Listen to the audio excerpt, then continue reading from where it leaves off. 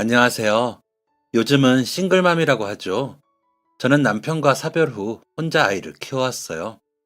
남편은 아이가 3살 때 사고로 세상을 떠났는데 너무 어릴 때라 그런지 아빠에 대한 기억이 없더라고요. 일부러 사진도 자주 보여주고 아빠 이야기도 많이 해주려고 했는데 마치 텔레비전에 나오는 이야기처럼 열심히 듣기는 하지만 깊이 와닿지는 않는 것 같아요.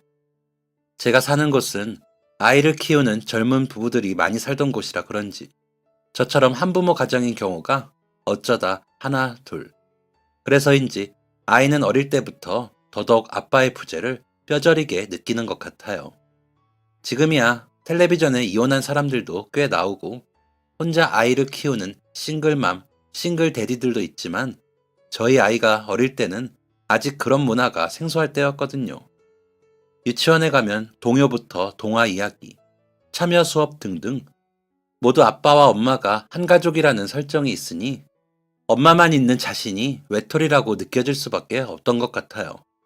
아직 아빠가 하늘나라에 갔다는 개념을 제대로 인식하기 전에는 유치원에 다녀오면 우리 아빠는 어디 갔어 엄마? 아빠는 언제 와? 라고 묻고는 했어요. 매년 크리스마스 선물에 산타 할아버지에게 아빠를 선물로 달라고 했으니. 하지만 그렇다고 아이에게 무작정 아빠를 만들어줄 수도 없었어요.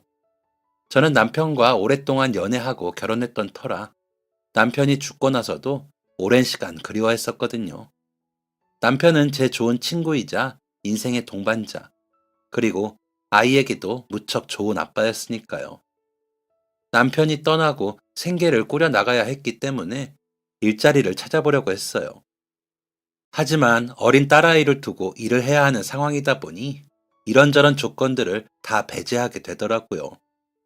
혹시나 무슨 일이 생길까봐 집에서 너무 멀어서도 안 되고, 근무 시간이 너무 길어서도 안 되고, 제가 연락을 제대로 받지 못하는 경우도 안 되고, 이런저런 조건을 따지다 보니 할 수 있는 일이 많지 않았어요.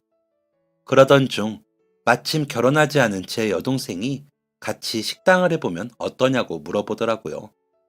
여동생은 한 닭갈비 가게에서 오랫동안 일했었는데 자금이 좀 모여서 자신이 체인점을 내려고 준비 중이라고 했어요. 하지만 본인도 가게 운영을 해본 적이 없고 그래서 혼자 하기는 좀 망설여졌었는데 아무리 친해도 지인이랑 동업을 생각해보니 안 될 것 같았다고 하더라고요. 자영업을 하면 그래도 다른 사람 밑에서 일할 때보다는 시간 조정을 할 수 있고 또 자기가 같이 일하면 제 사정에 맞춰서 일정을 조율해 줄 수도 있으니 어떠냐고 했어요. 식당 일은 한 번도 해본 적이 없어서 망설였지만 그래도 조금이라도 아이한테 더 나은 방향이 있다면 뭔들 배워서는 못할까 싶은 생각이 들었어요. 그래서 고민 끝에 오케이를 했죠. 가게를 위해서 동생은 우리 동네로 이사를 했어요. 그리고 이왕 같은 동네 사는 거 집도 그냥 비용 부담하면서 같이 살지 싶어. 원래 살던 집을 팔고 동생과 돈을 모아 방 3개가 있는 조금 연식이 있는 다세대 주택으로 이사를 했어요. 사업 자금은 그 전에 제가 모아두었던 돈과 남편의 사고와 사망으로 나온 보험금을 보탰어요. 집에서 가까운 곳에 닭갈비 가게를 차리고 영업을 시작하기 전까지 동생을 따라다니며 가게 일을 열심히 배웠어요.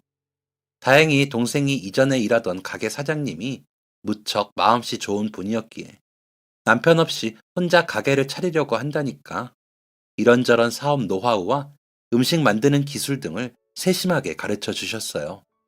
가게 자리 볼 때도 위치나 평수 같은 것을 꼼꼼하게 봐주시고 물건을 어디서 어떻게 떼어오면 질 좋고 저렴하게 가져올 수 있는지도 다 알려주셨죠. 덕분에 가게 오픈 준비는 착착 잘 진행됐어요. 그리고 가게 한쪽에는 저희 딸을 위해서가 제일 큰 이유였지만 아이들이 놀 수 있는 놀이공간을 마련했어요. 그래서 어린이집에 다녀오면 놀이공간에 아이를 두고 일하면서 틈틈이 아이를 볼 수 있었어요. 가게는 처음에 매출이 엄청나게 잘 나오진 않았어요. 특히 동생과 저는 두 사람 몫을 나누어야 하기에 초반에는 우리가 너무 무모하게 장사를 시작했나 싶은 생각도 들었어요. 그나마 다행인 건 오래 운영한 노하우를 전수하여서 그런지 찾아오셨던 분들은 다들 맛이 좋다며 다시 찾아주신다는 거였어요. 그래서 아직은 입소문이 제대로 나지 않아서 그런 거니 좀 더 버텨보자며 동생과 몇 번이나 마음을 다잡았어요.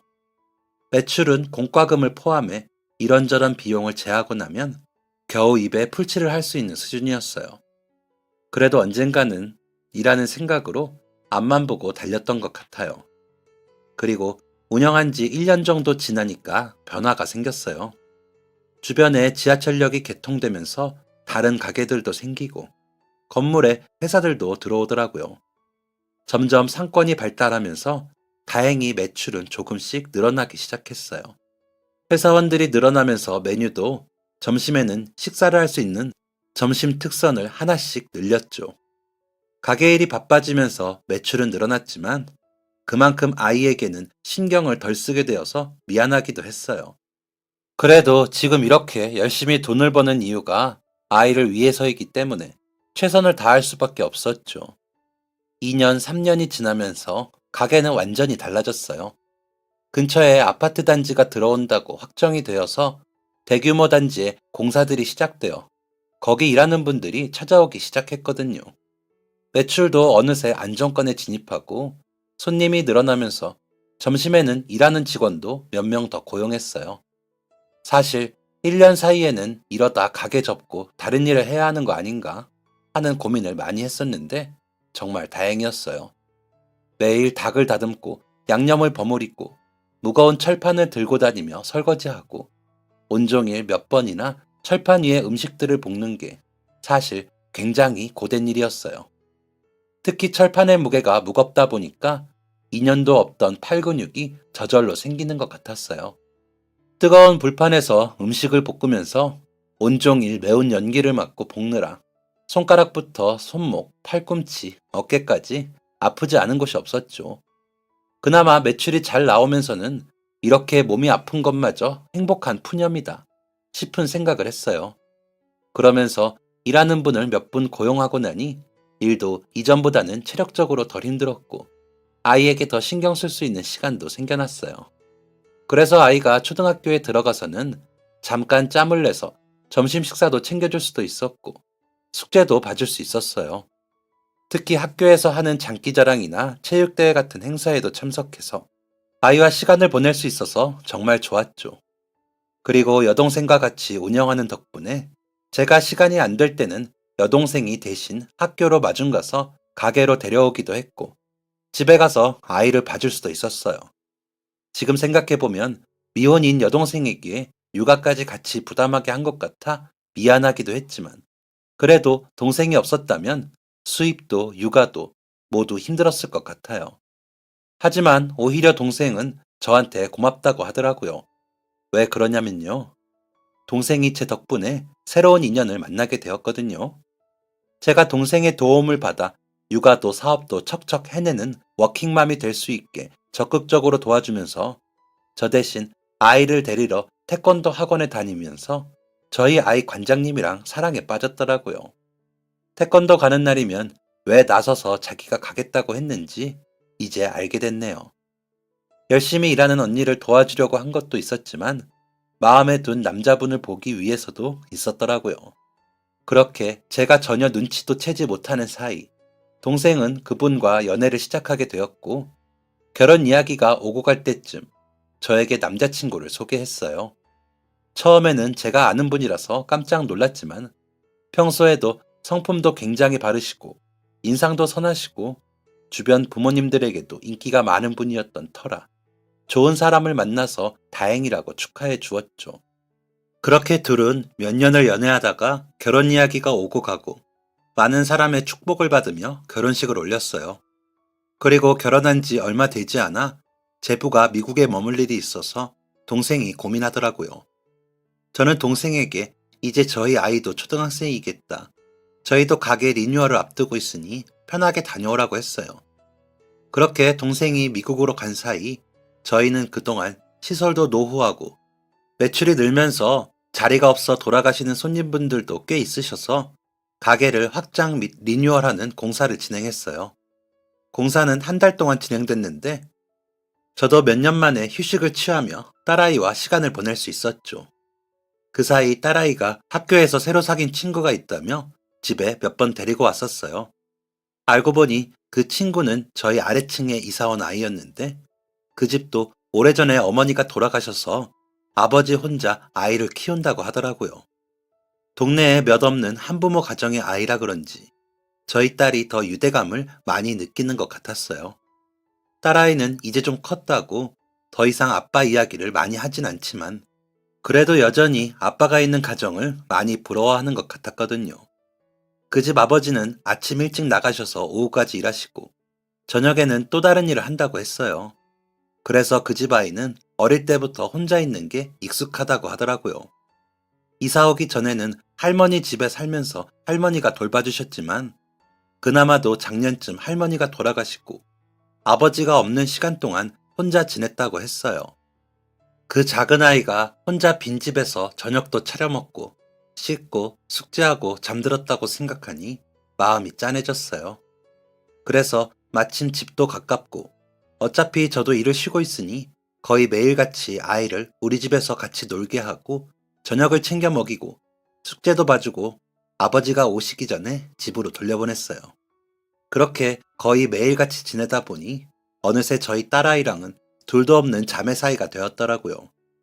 둘이서 뭐가 그렇게 재밌는지 까르르 웃으면서 잘 지냈어요. 워낙 저희 딸도 어릴 때부터 아빠 없이 저도 자주 자리를 비우면서 외로움을 많이 느꼈던 터라 자매 같은 친구가 생기니 너무 좋아하더라고요.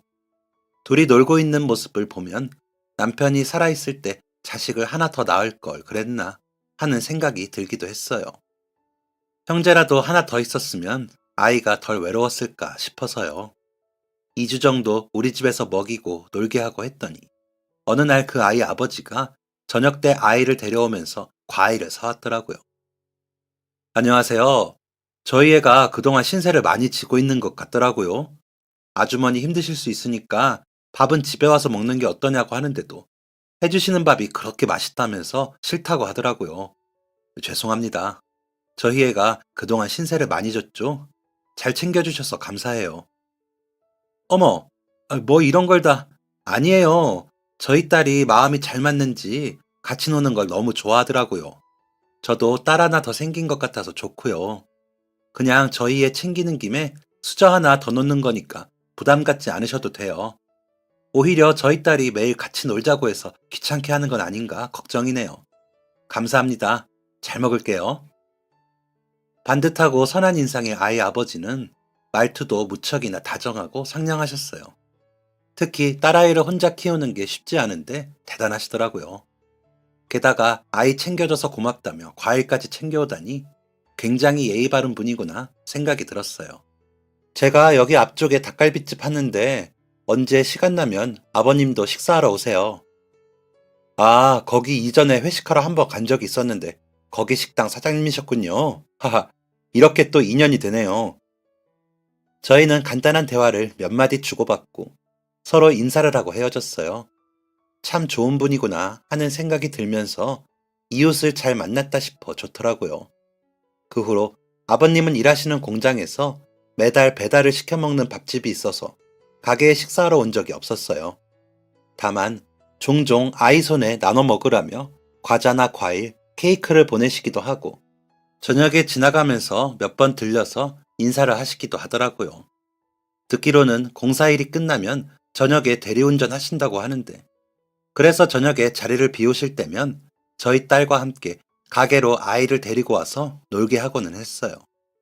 저녁 장사가 끝나고 나면 두 아이 손을 잡고 집으로 돌아가는데 기분이 묘하더라고요. 물론 좋은 쪽으로요. 내가 아이가 하나 더 있었으면 이렇게 양손에 아이들 손을 맞잡고 다녔었겠구나 싶은 생각이 들었으니까요. 그렇게 바로 이웃에 또래 아이가 있는 덕분에 여러모로 장점이 많았어요. 특히 요즘 아이들이 좋아하는 미술 재료나 스티커, 슬라임 재료 같은 걸 넉넉하게 구매해서 나누어 쓸 수 있는 점도 좋았어요. 그 집 아버님도 남자 혼자 딸아이 키우는 것 같지 않게 세심하고 섬세하신 면이 있어서 가끔 아이들 예쁜 머리끈이나 리본, 액세서리 같은 걸 여러 개 구입하셔서 저희에도 나눠주고 하시더라고요. 덕분에 한 집에 살진 않지만 그래도 공동육아하는 느낌이랄까? 늘 아빠를 원하던 딸아이의 비슷한 느낌을 채워주는 사람이 나타나서 좋았는지 다 같이 어울릴 때마다 무척이나 좋아했어요. 그 집 딸아이도 엄마의 손길이 필요했던 건지 저랑 시간 보내는 걸 좋아하더라고요. 한 번은 저에게 아줌마랑 있으면 엄마랑 노는 것 같아요 라고 하더라고요. 그렇게 친하게 지낸 지도 어느새 거의 7, 8개월이 될 무렵이었어요. 동생도 조만간 한국으로 들어올 준비를 하고 있던 터라 가게가 무척 바쁘기는 했지만 조금만 더 버티면 된다는 생각에 아이에게도 미안하다고 엄마가 며칠만 바쁠 것 같다고 이야기했었죠. 그날은 단체 손님이 꽤 늦은 시간까지 있어서 제가 차마 자리를 비우지 못하던 터라 그날 저녁 일이 없다는 아랫집 아버님이 대신 딸들을 가게에서 데리고 집으로 돌아갔어요.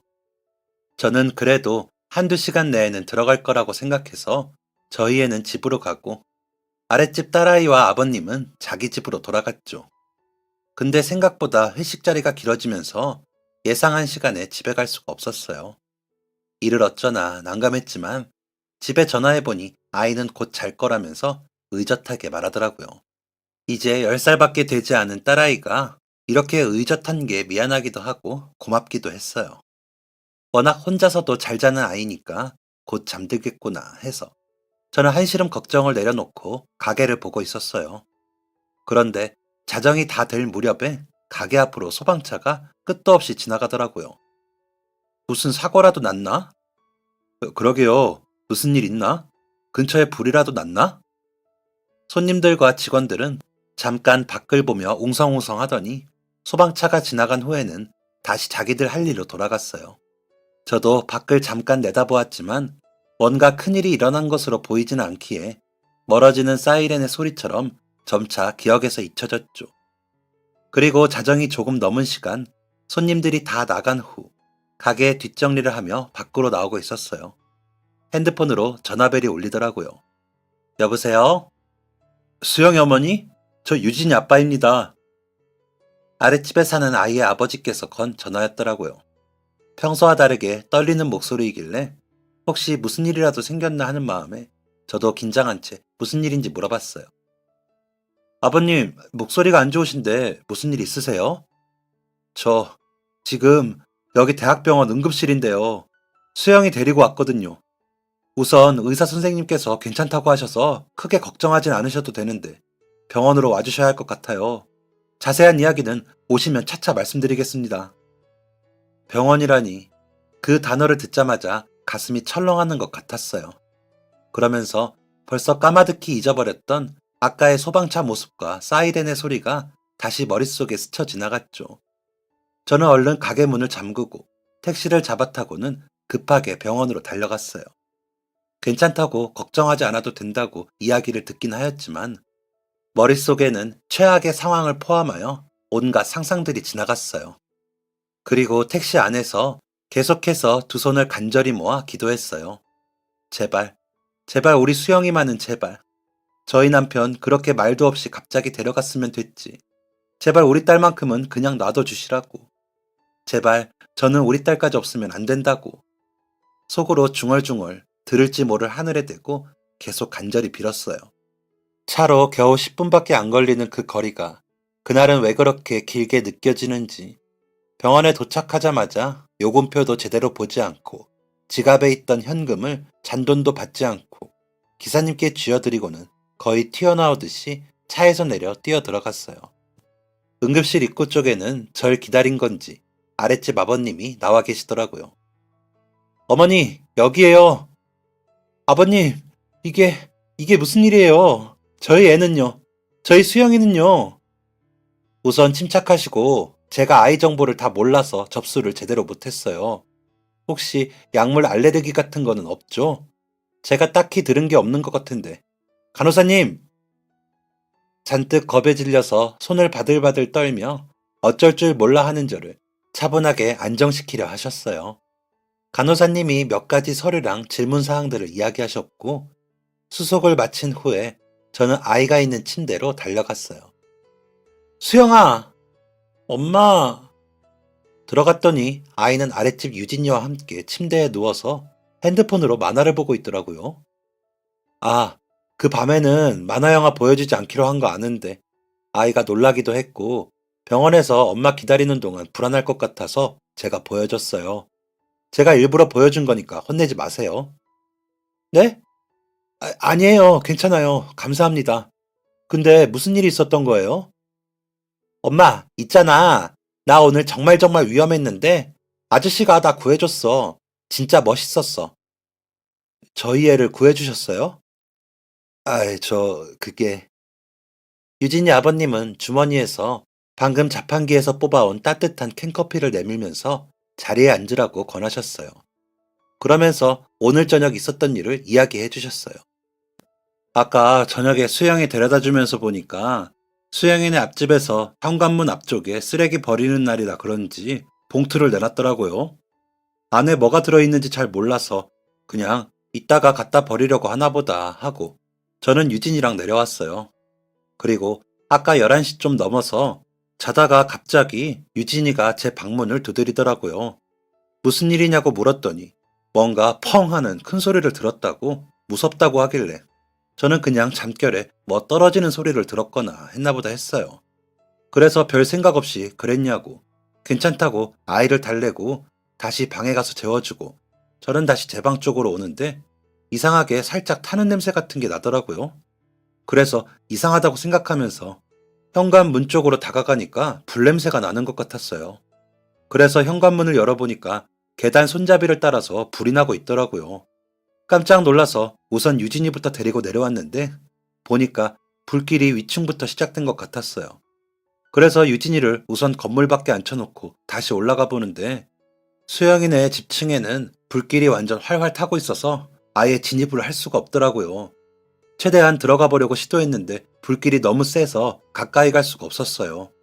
다시 1층으로 내려와서 보니까 아이가 베란다로 나온 게 보였어요. 보니까 베란다 철창 부분에 매달려서 아저씨 무서워요. 아저씨 하는데 어떻게 해야 할지 모르겠더라고요. 애가 너무 무서워해서 우는데 어떻게 해야 할지 진짜 머리가 하얘지더라고요. 신고를 해야 하는데 그러기엔 너무 시간이 촉박해 보여서 그래서 뛰면서 저희 반장님한테 이야기해서 급하게 근처 현장에 있는 포크레인을 일단 끌고 왔어요. 제가 포크레인 기사니까 일단 애부터 빨리 집에서 빼내자 생각에 그 방법밖에 떠오르지 않더라고요. 그래서 그 포크레인 흙 담는 부분에 올라탈 수 있게 들어올려서 베란다 쪽으로 바짝 붙였어요. 근데 사실 이게 그래도 혹시 아이가 실수로 떨어지거나 다칠까봐 무섭고 너무 걱정되더라고요. 이러다 수영이가 크게 잘못되면 어쩌나 걱정이 되긴 했는데 그래도 아이를 살리는 게 먼저라고 생각했어요. 처음에는 수영이가 너무 겁을 내서 아무리 가까이 붙여도 망설이더라고요. 아이는 계속 울지. 불길은 점점 심해지지. 다른 이웃분들도 나와서 괜찮다고 올라타라고 격려해 주시고 제가 정신 못 차리는 사이 다른 이웃분이 119에 신고도 해주셨더라고요. 다들 괜찮다고 계속 이야기해주고 아이도 점점 불냄새가 많이 나고 하니까 눈 딱 감고 포크레인 위에 오르는데 그때 진짜 너무 다행이다 싶으면서 또 안 떨어지게 아래까지 잘 내려야 하는데 싶으면서 걱정도 되고 정말 별의별 생각이 다 들었었어요. 그제야 긴장을 조금 내려놓으면서 보니까 이야기하는 유진이 아버지도 커피캔을 쥔 손을 미세하게 떨고 계시더라고요. 그 상황을 보지 못하고 전해 듣는 저도 이렇게 떨리고 두려운데 직접 그 상황에서 그것도 남의 아이를 구해야 하는 상황이었으니 얼마나 더 무섭고 긴장이 됐을까 싶어요. 이번에는 제가 유진이 아버님의 떨리는 손등을 두드리며 진정을 시켜드렸어요. 그런 일이 있었다니 정말 다행이에요. 그때 아버님이 안 계셨으면 저희 아이가 어떻게 됐을지. 오는 길 내내 괜찮다는 이야기를 들었는데도 그렇게 무서웠는데 만약 딸한테 무슨 일이 생겼다면 정말 못 살았을 거예요. 아버님이 수영이 구해주신 덕분에 제가 이렇게 한시름 놓을 수 있어서 얼마나 다행인지 몰라요. 정말 말로는 다 표현하기 힘들 정도로 얼마나 감사한지. 감사해요. 아닙니다. 수영이는 이제 제 딸 같은 아이인걸요. 그리고 저희 애가 위험한 상황에 닥쳤어도 수영이 어머니께서 도와주셨을 거예요. 그게 다 자식 키우는 부모 마음이니까요.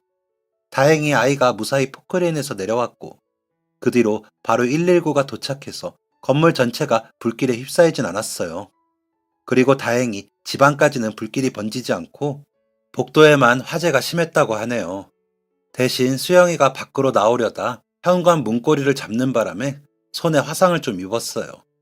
심한 건 아니라서 바로 소독하고 처방했고 흉터는 안 생길 것 같지만 그래도 꾸준히 약 바르면서 몇 주 관리가 필요하다고 해요. 화재 사고에서 이 정도라 정말 다행이네요. 정말 고생 많으셨어요. 정말 감사해요. 불은 혹시 왜 났던 건가요? 아, 그 아까 말씀드린 쓰레기 때문인데요. 저도 얼핏 봐서 몰랐었는데 그 쓰레기 안에 부탄가스를 버렸다고 하시더라고요. 그게 폭발하면서 사고가 일어난 것 같다고. 쓰레기 봉투 안에 있던 거라 같이 내놨던 쓰레기들에 불이 붙으면서 저희 빌라가 또 계단 손잡이랑 벽면 쪽이 목재잖아요. 그래서 불길이 좀 심하게 붙었었나 보더라고요. 그 집 사는 분들은 자리를 비웠기에 화재 진압 후에 연락을 받으신 것 같아요. 배상을 받아야 한다고 하는데 우선 병원비는 확실히 받아야 할 것 같고 다행히 집안에는 이상이 없고 아마 건물 보수 같은 거를 배상하셔야 하지 않을까 싶네요. 저도 얼핏 사람들이 이야기하는 걸 들은 거라 자세한 건 아직 모르겠어요. 세상에, 종종 부탄가스 사고가 난 걸 뉴스에서만 봤는데 그게 우리 집에서도 일어났다니. 복도에 마침 사람이 없어서 그나마 다행이었네요. 정말 큰 사고 날 뻔했는데. 그리고 유진이 아버님이 집에 계실 때라서 정말 다행이었어요. 아휴, 우리 애들만 집에 있었으면 어떻게 됐을지. 생각하는 것만으로도 눈앞이 캄캄하네요. 그러게 말이에요. 어머니 말대로 정말 제가 쉬는 날이라 다행이었지. 집에 아무도 없었으면 아이들이 얼마나 겁에 질렸을지 문 밖으로 나오다가 불길이라도 만났으면 그나마 저희 중 한 명이라도 집에 있었어서 다행인 것 같아요. 그렇게 저희는 검사 결과에 아무런 이상이 없다는 것을 확인하고 아이들을 데리고 다시 집으로 돌아왔어요. 집으로 올라가는 계단은 화재를 진압한 흔적들과 불길에 생긴 그을음이 천정까지 닿아 있더라고요. 그 현장을 보니까 다시 한번 심장을 쓸어내리게 됐어요. 그 일이 있고 난 뒤 딸아이는 친구 아버지가 자신을 구해준 게 굉장히 인상 깊었는지 몇 번이나 그때 일을 이야기하더라고요. 엄마, 내가 그래서 막 울고 있었더니 아저씨가 괜찮다고 막 엄청나게 큰 소리로 말해줬어. 그리고 포크레인으로 내가 딱 올라갈 수 있게 해줬는데 진짜 신기했다. 만화에 나오는 히어로 같았어. 그리고 막 내가 무서워하고 있으니까 괜찮다고 혹시 나 떨어지면 아저씨가 그 커다란 포크레인으로 다 받을 수 있다고 막 그랬다. 진짜 멋있지? 아저씨 진짜 멋있는 것 같아. 나 막 내려오고 나서도 계속 괜찮다고 해주고 병원까지 엄청나게 빨리 데려다 줬다. 며칠 내내 그때 이야기를 하고 또 하고 그림에도 온통 아저씨가 자신을 구해줬을 때의 모습을 그리더라고요. 유진이랑 만나서도 그때 얼마나 무서웠는지 아버지는 얼마나 멋있었는지를 몇 번이나 이야기했어요. 다행히 더 크게 다치기 전에 구출이 되기는 했지만 그래도 복도를 공사하기 전까지 불에 탄 자국이나 그을음을 볼 때마다 아이가 좀 불안해하는 것 같기는 했어요. 애써 씩씩한 척, 의젓한 척 하지만 아직 10살밖에 안 된 아이에게 혹시 트라우마로 남을까봐 걱정이 되었죠. 그래서 복도의 공사를 마무리하기 전까지 가게도 며칠 쉬고 여행을 다녀오기로 했어요. 엄마, 아저씨랑 유진이도 가면 안 돼? 아저씨랑 유진이도? 응, 같이 가자. 제발. 글쎄, 유진이 아버님이 시간이 되실까? 내가 물어볼게. 어? 어? 제발 같이 가자. 알겠어. 엄마가 물어볼게. 아버님이 안 된다고 하면 유진이라도 같이 갈까? 좋아. 저는 아이의 성화에 못 이겨. 아니, 사실 못 이기는 척 하면서 아랫집 문을 두드렸어요. 안녕하세요, 수영이 어머니. 안녕하세요, 유진이 있나요? 네, 지금 방에서 숙제 중이에요. 무슨 일이세요? 아, 아무래도 공사하는 동안 복도 지나다닐 때마다 수영이가 아직 마음이 좀 불안한 것 같더라고요. 그래서 애랑 여행 다녀온 지도 오래됐고, 여기 현장을 좀 안 보는 게 아이 마음에도 좋을 것 같아서 며칠 강원도 쪽으로 여행을 좀 다녀오려고요. 근데 아이가 유진이랑 유진이 아버님도 같이 가면 안 되냐고 물어봐서 혹시 아버님도 같이 가실 생각이 있으신가 해서요. 시간 안 되시면 제가 유진이만 데려가도 될까요? 아, 혹시 언제 가실 건지. 모레 출발하려고요. 며칠이나 다녀오시려고요. 여기 내일부터 칠 시작해서 한 3일 정도면 마무리된다고 하더라고요. 그래서 저희도 3, 4일 정도 다녀올까 해요. 아, 제가 모레는 휴가 쓰기가 좀 빠듯해서 혹시 저희 유진이 먼저 데리고 가주시면 제가 그 다음날 내려가도 괜찮을까요? 주소 보내주시면 그리로 찾아갈게요. 그럼요, 괜찮죠. 괜히 제가 부담드리거나 실례하는 건 아닌가 싶네요. 아유, 전혀요. 저도 여기 칠 시작하고 하면 페인트 냄새랑 공사 소리 때문에 유진이가 스트레스 받을까봐 걱정했는데 마침 잘 됐네요. 저희도 여행 다녀온 게 언제인지 기억도 안 나서 덕분에 오히려 좋은 기회 얻은 것 같아요. 유진이가 너무 좋아하겠어요. 그렇다면 다행이에요. 그럼 유진이 짐 챙겨주시고 제가 모레 오전 11시쯤 유진이 데리러 올게요. 펜션은 제가 잘 아는 곳이 있어서 그쪽으로 예약해 둘게요. 그럼 주소랑 이런 건 문자로 알려드릴게요. 네, 고맙습니다. 아, 그리고 이거. 저는 유진이 아버지에게 가지고 온 쇼핑백 하나를 내밀었어요. 이게 뭔가요? 이번에 저희에 구해주신 게 너무 감사해서 어떻게 보답을 해야 할지 모르겠더라고요. 그래서 애들 목도리랑 장갑 사는 김에 아버님 것도 같이 샀어요. 아내 유진이 거랑 아버님 목도리, 장갑이에요. 아유, 당연한 일을 했을 뿐인데 뭘 이런 걸 다. 너무 감사해요, 어머니. 당연하긴요. 그럼 위험한 상황에 발 벗고 나서기가 어디 쉬운가요? 마음에 드셨으면 좋겠네요. 하하, 평소 수영 어머니 센스를 알고 있어서 그런지 열어보기도 전부터 마음에 무척 드는데요. 감사합니다. 잘 쓸게요. 그렇게 저는 여행 당일 아이들을 데리고 먼저 강원도로 떠났어요. 학교도 빠지고 오랜만에 놀러를 나와서 그런지 두 녀석들 모두 너무 좋아하더라고요. 가는 내내 차 안에서도 제잘제잘 끝도 없이 이야기를 나누더니 지치지도 않았는지 도착하자마자 펜션 안에 있는 스파 욕조에서 둘이 수영복 입고 한참을 놀더라고요. 밤에는 같이 고기도 구워 먹고 일부러 방도 따로 잡았는데 둘이서 놀다가 손을 꼭 잡고 한 침대에 누워 자는데 어찌나 예쁜지 몰라요. 다음날 저희는 근처에 장터가 열린다고 하길래 구경을 갔어요. 그리고 유진이 아버님도 장터로 오셨더라고요. 넷이서 같이 시장 구경도 하고 사진도 찍고 시장에서 파는 메밀국수도 먹고 길에서 뜨거운 호떡도 사 먹으며 정말 재미있게 시간을 보냈어요. 저도 딸아이랑 놀러 나온 게 오랜만이라 신난 만큼 아이들도 신나 있었고 유진이 아버지도 정말 오랜만에 휴가라며 너무 즐거워하시더라고요. 시장에서 맛있는 걸 잔뜩 사서 숙소로 돌아와서 아이들은 또 한바탕 신나게 수영하고 저희는 시장에서 사온 것들을 가지고 저녁 준비를 했어요. 혼자서 살림을 꾸렸기에 그런지 제가 이거 해달라 저거 해달라 하지 않아도 요리도 척척 알아서 잘하시고 세팅도 잘하고 뒷정리도 야무지게 잘하시더라고요. 따지자면 생판남인데 이렇게 생판남이랑 처음 여행 오는데 손발이 잘 맞고 편할 수 있나 하는 생각이 들었어요. 그렇게 저녁까지 맛있고 배부르게 먹고 펜션 사장님이 방 앞쪽에 모닥불을 마련해 주셔서 아이들과 별을 보면서 따뜻한 모닥불 앞에 둘러앉아 고구마도 구워 먹고 이야기도 나누었어요. 어느새 아이들은 각자 아빠랑 엄마 무릎 위에 누워 잠이 들었고 저희는 남은 모닥불이 꺼질 때까지 이제까지 살아온 이야기들을 주고받았어요. 그리고 이야기를 나눠보면 나눠볼수록 진솔하고 성실하고 다정하고 따뜻한 사람이라는 것을 알 수 있었어요. 일을 두 개씩 하시잖아요. 포크레인 기사가 수입이 아주 부족한가요? 아, 사실 포크레인은 생각보다 수입이 괜찮아요.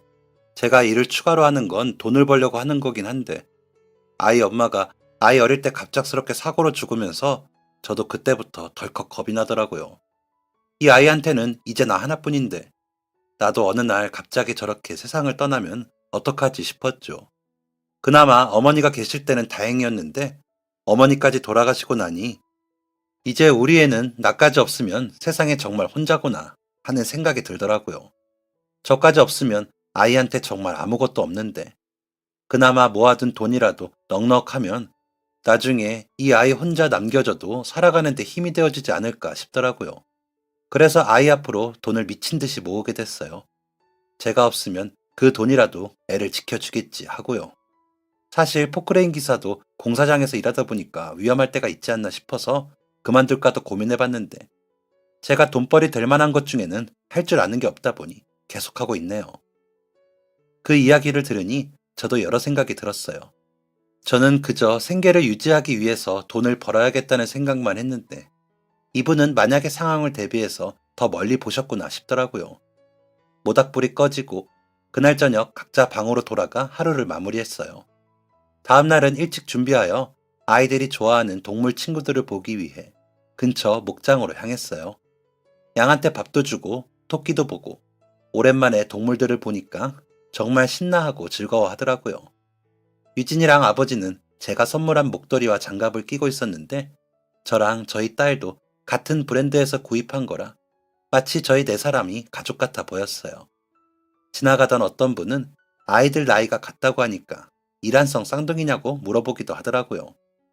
그렇게 3박 4일의 즐거운 여행을 마치고 다시 집으로 돌아왔어요. 그 사이 저희 네 사람은 이전보다 더 가까운 사이가 되었죠. 집으로 돌아오니 건물은 보수가 끝나고 있었고 앞집 사람은 정말 죄송하다며 병원비와 소정의 금액을 더 주시면서 아이들이 좋아하는 과자 세트를 가지고 오셨어요. 앞으로도 아이가 손에 흉터가 남거나 필요한 치료비가 있으면 언제든 청구해달라는 말씀도 잊지 않으셨죠. 상처가 깊지 않아서 다행히 흉터는 남지 않고 상처도 잘 아물었고 미국에 갔던 동생 부부도 다시 돌아왔어요. 동생이 다시 가게에 복귀하면서 저도 이전보다 시간이 좀 여유 있었고 그래서 예전보다 더 자주 아이들과 유진이 아버지와 함께 시간을 보냈어요. 외식도 하고 영화도 보러 다니고 놀이공원이나 스케이트장도 다니고 가까운 근교에 드라이브도 하러 다녀왔어요. 아이들은 저희가 함께 있는 모습이 좋았는지 매번 꼭 같이 놀러를 가야 한다고 우기면서 저희 두 사람을 앉혀놓고는 한박 웃음을 짓더라고요. 사실 저희도 그게 내심 싫지는 않아서 아이들 성화에 못 이기는 척 같이 시간을 보내고는 했어요. 그렇게 시간이 흐르면서 자연스럽게 저희 두 사람도 아이들만큼 가까워지게 되었고 어느새 그렇게 정의하지는 않았지만 가족처럼 지내고 있었어요. 어린이날도 명절도 크리스마스도 함께 모여서 맛있는 걸 먹고 재밌는 걸 보러 다니고 사진 속에도 어느새 저희 네 사람이 항상 같이 찍혀 있었죠. 그렇게 2년 정도가 흘렀을까. 어느 날 유진이 아버님이 제게 물었어요. 수영 어머니, 아니 현숙 씨, 저희 그동안 꽤 많은 시간을 함께 보내면서 이제 가족이나 다름없게 된 것 같아요. 그래서 말인데 혹시 진짜 저희가 가족이 되는 건 어때요? 사실 그동안 서로에게 호감이 있었다는 것을 몰랐던 것도 아니고 저희 딸은 늘 아빠가 있었으면 좋겠다고 바랬고 유진이는 늘 엄마가 있었으면 좋겠다고 소원했었죠. 그리고 오랫동안 비어있던 그 자리를 알맞게 채워줄 사람을 찾는 게 쉽지 않았는데 마침내 서로가 바라던 사람을 찾았다고 할 수 있었어요. 저 역시 그동안 생각해왔던 것이었기 때문에 이야기를 듣자마자 바로 흔쾌히 좋아요라고 대답했어요. 아이들한테 물어보니 소리를 지르면서 좋아하더라고요.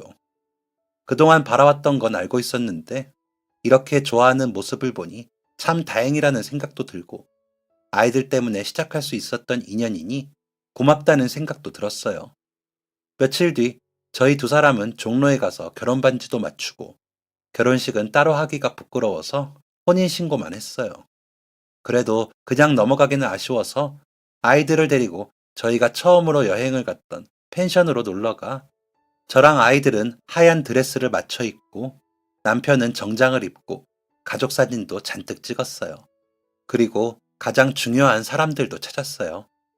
세상을 떠난 남편과 아내분의 산소와 납골당을 찾았죠. 이렇게 인연이 되어서 새로 시작하려고 한다고 잘 부탁한다는 인사도 했어요. 그렇게 저희 두 사람은 아이 친구의 부모이자 윗집 아랫집 이웃 사이에서 이제는 한 가족이 되었어요. 둘 다 살고 있던 집을 정리하고 근처의 아파트로 이사를 하여 살림도 합쳤죠. 여동생이 임신하게 되면서 가게 일을 지속하기가 힘들어져 남편은 이제 대리운전과 포크레인 기사 대신 식당 일을 도와주고 있어요. 둘이 번갈아 가면서 저녁에는 아이들을 봐주고 남편은 제가 마감할 때는 밤길 위험하다고 꼭 가게 앞으로 저를 데리러 와요.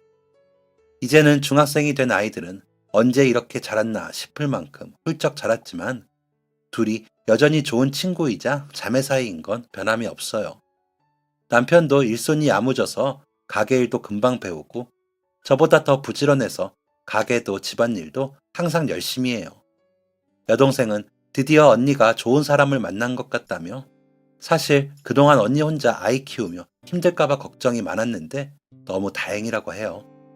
이제야 자기가 정말 안심할 수 있겠다며 가게에서 완전히 손을 떼고 자기 남편과 아이와 함께 미국 이민 준비를 하고 있어요. 힘든 날들도 있었지만 그래도 마침내 우리 가족 모두가 자기 행복을 찾게 된 것 같아 요즘은 매일매일이 너무 기뻐요. 그리고 비록 화제가 나는 큰 사건 때문에 저희가 더 가까워지는 계기가 되었지만 그래도 앞으로는 아무도 다치지 않고 건강하게 우리 가족 모두가 지냈으면 좋겠네요. 지금까지 사연 들어주셔서 감사합니다. 사연이 재밌으셨다면 구독과 좋아요를 눌러주세요. 감사합니다. 안녕히 계세요.